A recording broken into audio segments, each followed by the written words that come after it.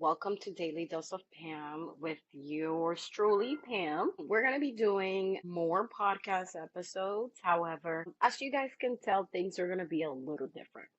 One of them, I'm live. Well, not live, but at least you guys can actually see me. And I just wanted to say I'm happy to be back. This podcast is not something I'm used to. Just talking in general is something I like, but being able to put something together to present to you guys properly, it's sometimes a little challenging to find the time. But I wanted to come in here with today's topic. And part of me was going to start the conversation in January when we all, go through our resolutions. But I thought to myself that maybe it's a good thing to start the year with a plan. I'm always preaching that, not to go to the gym without a plan and to try to do your best to like figure out what you're going to do before you get there, right? So today's topic, it's going to be on how to maximize on your New Year resolution. A lot of this New Year's resolution comes with intent. I guess I want to say it comes with good intentions because I think we all have been in that position when we take the new year to reinvent ourselves. To, all right, this is the year that I'm going to go ahead and smash it and kill it. And some way, somehow, it just doesn't plan out the way we want, right? One of the things that really helped me out. So when I first started my journey, about 3 years ago, it was 2021. I had my baby in June, and then around August, I decided to be committed, right? The way it started was more planning and saying to myself, I'm not gonna wait until the beginning of the year, but I'm also not gonna wait until it's too late. So because I'm a little OCD, I like to know ahead of time what I'm gonna get myself into. So I did a lot of research. I made sure that I was able to commit to the days that I committed to by clearing out anything else outside of, work and the kids that may interfere with that. Some other things that I did was research some gyms that I liked, research different types of workout styles that I liked. Because in reality, guys, and I'm gonna get into a little deeper into this. There's a lot that we as humans want to do. There's a lot. There's a lot that we think we're capable of doing, right? And there's a lot that we can't do. The reason why I'm bringing this part up, and it's part of my conversation process. When it comes to planning, what I want you guys to think is plan your first 3 months.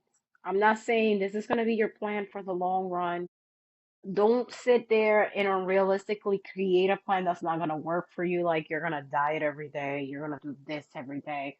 Like when I talk about planning, plan to make sure your discipline will remain no matter what. By this, I mean, just like me, do your research on your gym. If you're looking to start in January, the first thing you need to do is sit down and tell yourself, how many days can I realistically commit to this in a weekly basis? That's the first thing you're going to need to do to tell yourself. And I will realistically say, try to be honest. Try to be honest about yourself as far as like everything that you have going on, right? Like if you are a person who likes to go out with their friends, if you are a person that has multiple, activities with their children, if you're a person that works a lot, be realistic and say to yourself, I can probably give it a day. And then even at times, you may have to like take something away or like replace something to actually accommodate that gym time. And the reason why I'm saying this is because we sit here and we're like, yeah, we're going to go every day. And yeah, I'm going to do this every day. Realistically, there's going to be those weeks that you can, but there's going to be more weeks that you can't. I'm going to tell you guys right now, the past 2 months, without getting into too much detail, have been hell for me. During this time, I have still trained, but because my nutrition has suffered, I did gain like 10 pounds.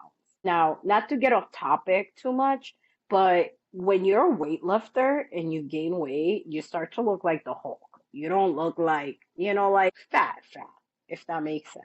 Like, and I know that word is kind of almost forbidden, but it's the best description I can. Like, you don't, like your belly fills in a little bit, but like I also have my thighs and my butt filled in, my arms. I look brolic, and I'm okay with that. Like, it's only 10 pounds, and I know I can lose it.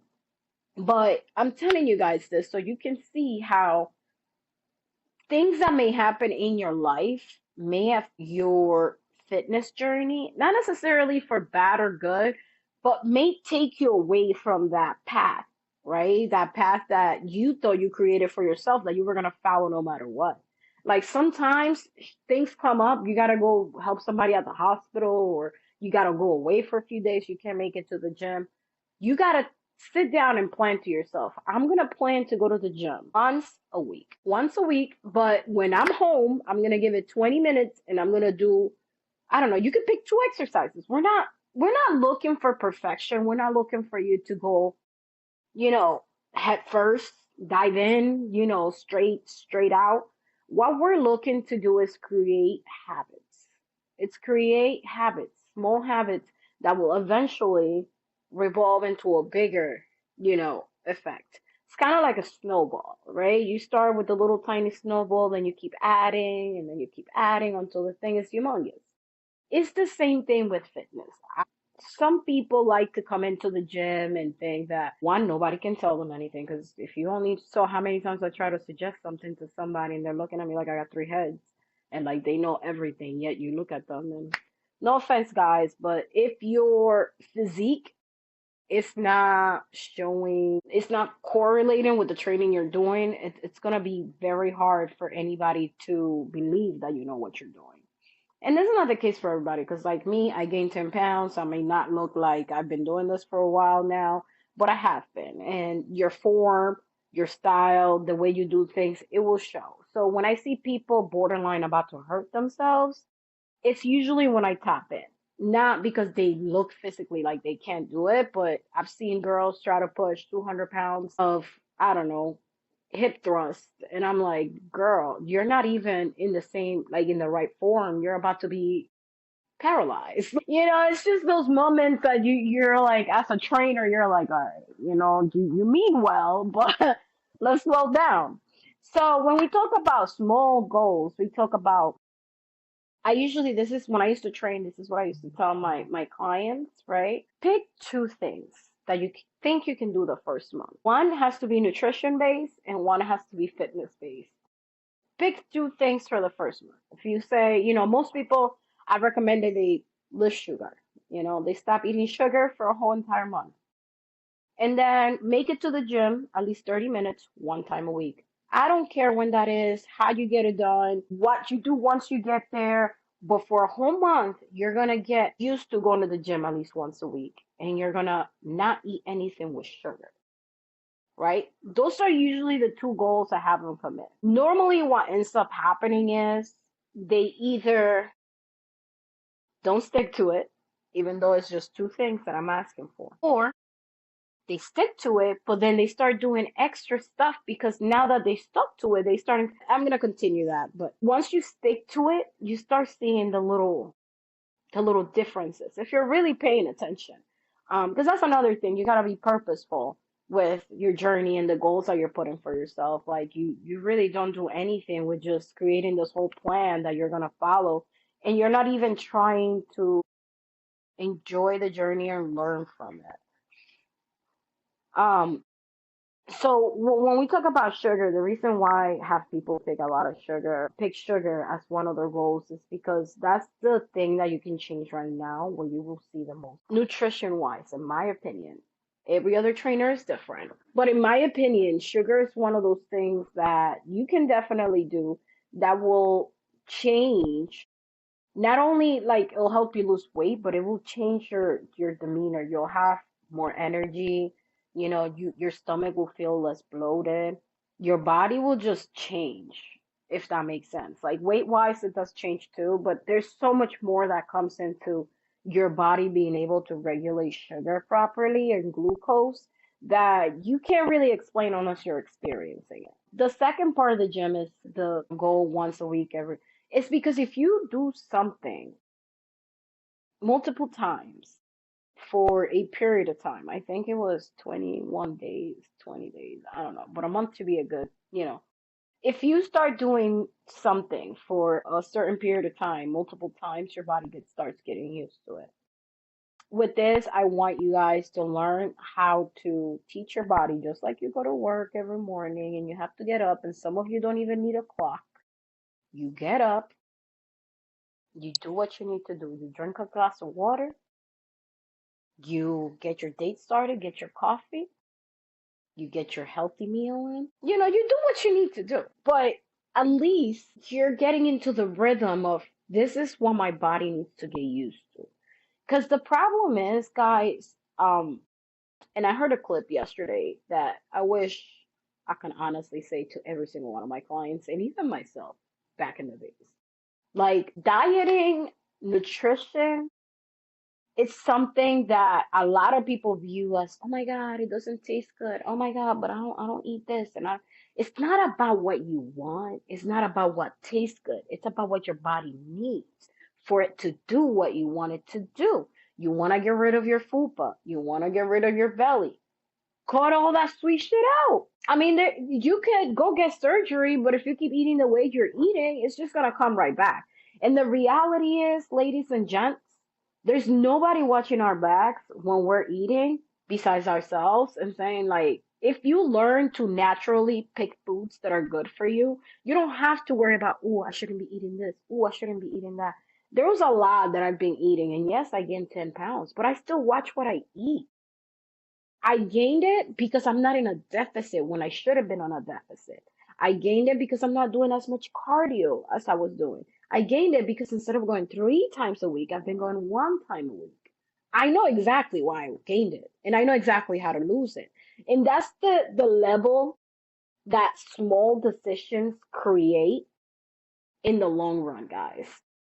Because when I started my journey at the beginning, one of the hardest thing to do was get used to I have to do, oh, drink a shake every day or drink this. Like you have to find fun way to make this like part of your life. It got to the point where like I can't drink shakes every day. I can't drink shakes. Sometimes, honestly, I have to chug it down because I just don't like shakes. Unless it's a milkshake. So I had to integrate my protein into oatmeal. I had to get my kids used to protein pancakes because at the end of the day, I can't sit here. I don't have the time for two breakfasts. I don't.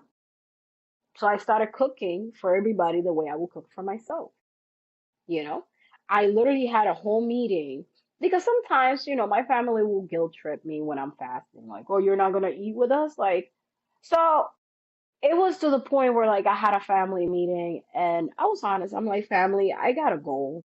I may not be sitting down and eating with you guys, but I am sitting here. I am with you guys while you guys are eating.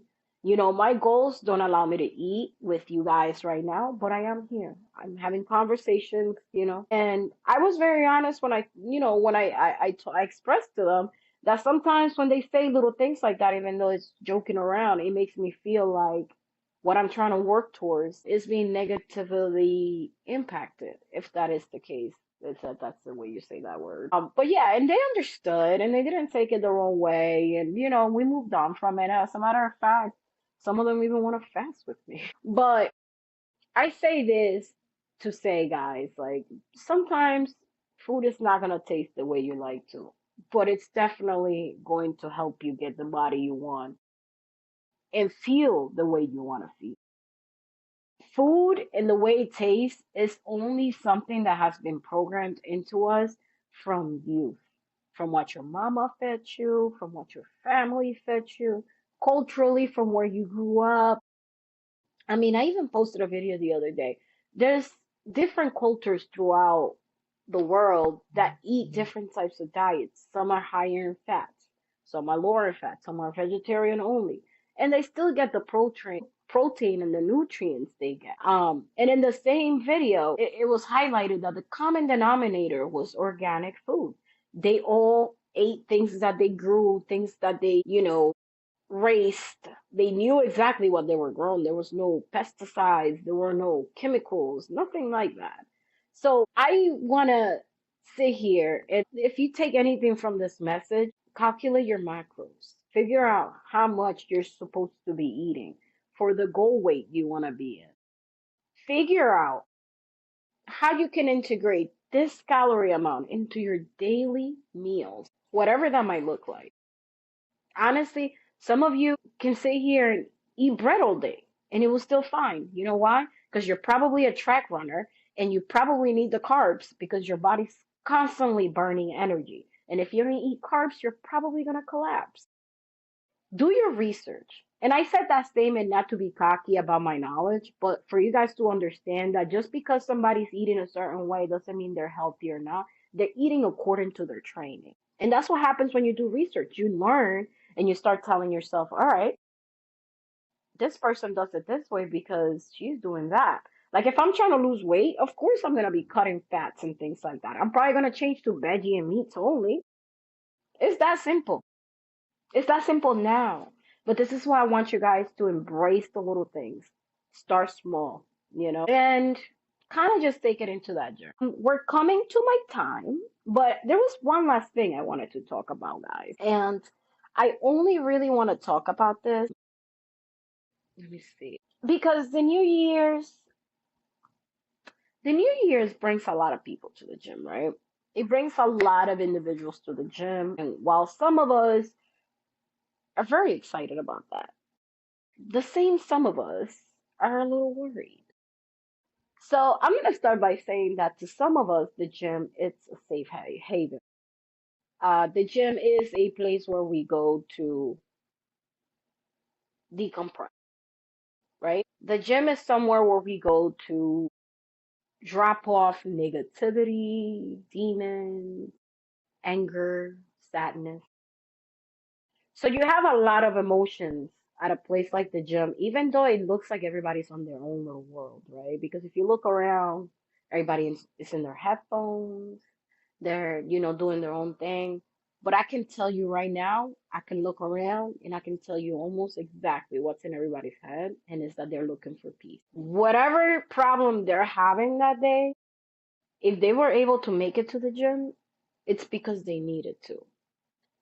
And I say that knowing that some of you may not understand, so I'm gonna give you guys some visuals and some ways you can understand. You know when like some of you the cigarette smokers, when you need to take your break because you just had it, that's us going to the gym. Or the beer drinkers or the drinkers. You know when you just had a really bad day, all you wanna do is sit down and drink a fucking beer, excuse my language. That's us with the gym. Or any of you guys that like to go out or anything you do to when you're depressed, when you're down, that brings you up, right? Like this one thing, if you just had time to do it, it brings you up. That's the gym. With that, I want you to understand that when you go into a gym, you need to know what to do and not to do because you're not the only one paying for a membership. You're not paying people to clean up your equipment after you. They do have a job, and yes, a lot of them do have to clean up and like wipe down machines and stuff like that. But it's not your house where your wife and your husband can just pick up after you. There's real dangers with leaving equipment around. That's one of the topics I wanted to touch on. Whether you leave it on the if you leave it on the machine, it can risk somebody else getting hurt that may not be able to pick up the same weight. Trying to clean up after you may actually cost them an injury. Another thing is that they might not even try anymore. They might just go somewhere else or leave the gym because they were trying to use the machine, but they can't do it. Clean up your equipment. You're done with an exercise, go somewhere else. Clean it up, go somewhere else. With that being said, I wanted to touch upon people who use multiple equipment. Sorry, my cat is making this weird noise. So for the people that use multiple equipments for their training, there's nothing wrong with that. However, choose your times wisely. Don't go into the gym at a peak time trying to use three different machines for and rotating through sets. Again, you're not the only one paying for that membership. This is not your personal house. And there are people with not only limited amount of time to go in there, do what they need to do and leave, But there are people literally waiting for you to be done and you're taking your sweet time. That's my 2 cents on that equipment situation. Like if you are the type of person that needs to train like that, my suggestion is talk to the staff and see when are the least populated hours. I'm very purposeful like that with my training. I go at nights sometimes, I go during the day, depending if I know it's gonna be packed. Like I know today may not be so packed in the morning, because kids are in school and things like that. So I'm gonna go and my training, it's gonna be focused on machines, right? Machines and the treadmill. So like you have to be mindful this way because this is a place that a lot of people come to almost every day. We will know who you are and we will judge you secretly. Another thing is there are gyms that are charging you for leaving your equipment around or for, doing all these things that you're not supposed to be doing. So it's not just me throwing a tantrum, it's me trying to save you some money and maybe, hopefully, making some friends at the gym. There's so many other things. I mean, one thing I will say is that I didn't mention earlier. If you do end up signing up for the gym, the best times not only to sign up for the gym are winter and summer because that's usually when they're running their best promos. But my gym specifically runs promos all year round for the most part. So it's not that bad. But when you do sign up, try to ask the staff if they offer any type of free personal training or discounted personal training. Another thing is when the staff is introducing you to the gym, I would highly recommend that you ask for a review on all the machines. It is a lot. But if you're just reviewing them, you're not working out on them, it should take about 15 minutes of your time. And I think it's worth it. Because I do see a lot of people try machines the wrong way. I think that's something that's seen in every gym, but it's just a suggestion. Let's see. That's pretty much all I have, guys. I just really wanted to make this short and sweet. My welcome back. Make sure that you guys get some pointers before the new year starts. But I mean, in conclusion, all I really want you guys to do is create a plan beforehand and create a plan that really looks like you. Don't do what I'm doing. Don't do what anybody else is doing. Do what you're capable of doing with the time and resources that you have. Because I do understand that, just like time, money's tight. So if you can't buy a protein shake or creatine and all these other supplements, find out how you can get the same things from your food. Find out how you can save money on food. There's butcher shops, there's mom and pop stores that honestly have better quality items. I live in a place where 20 minutes out, there's farms. So every time I see a little stand outside, I try to, do that. My dad works for a produce company. Every so often, I have a whole shipment from him. So try to plan, guys. That like don't wait until January 1st for you to figure out where you're gonna sign up and if you're gonna need a trainer. Oh, and speaking of trainers, guys, I have a few trainers. I have about 3 trainers that I would love to recommend. Greg is one of them. Greg works with Herbalife. What I like about Greg is he's nutrition and training, but he's very realistic about it. Like he's been there, done that. And because he has such knowledge in the products for Herbalife, I feel like he would be a great trainer for somebody looking to make that change all around. Steven, I'm trained with Beckford. I think it's still the name of his company, but Steven is a really good trainer. I loved his group classes. His classes are always a vibe. That's one thing I would say makes him very individual is his boot camps and the way, he does his training with group settings. Like I really love that energy. And I have Kevin. He's out of Elmsford. He is a traveling trainer. So I'm not really sure how that works, but I will be posting their information, tagging their links to their pages, guys. So feel free to send any messages to them asking, specific questions about pricing, training, and different sessions that are offered because I'm not really, too sure about it, but I have trained with Steven. I've seen what Kevin and Greg can do as well. So this is all I have for today, guys. Please follow and like my comments. I will be uploading this to as many platforms as I can, and I will try to do my best to record. And if I don't get to talk to you guys before the year ends, I hope everybody has a happy new year and it comes with many, many blessings. Have a good one. Bye bye.